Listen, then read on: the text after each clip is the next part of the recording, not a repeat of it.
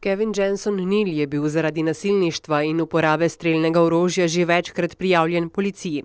Nazadnje letos februarja, ko naj bi z nožem napadel soseda. Slednji je takrat napad preživel, danes zgodaj zjutraj pa so bili streli zanj usodni.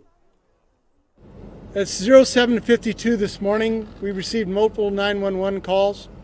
The initial call was shots fired with a man down in the area of Bobcat Lane and Fawn Lane in Upper Rancho Tehama Reserve.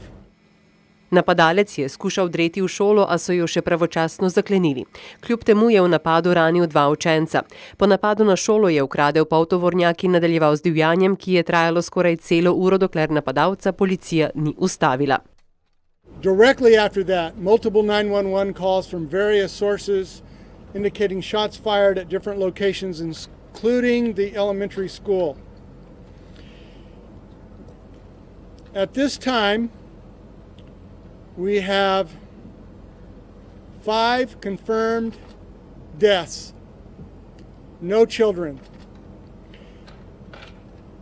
That also includes the suspected shooter in this incident.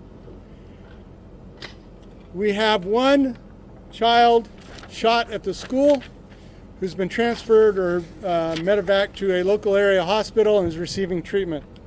Had another child shot in a vehicle that was engaged by the shooter. Right now we have a total of 7 shooting scenes. Essentially, with this individual, after the initial shooting, he reportedly took a vehicle and went on a shooting rampage throughout the community. Napadalec je med divjanjem uporabil 3 različne kose strelnega orožja, in sicer pa avtomatsko puško in 2 pištoli.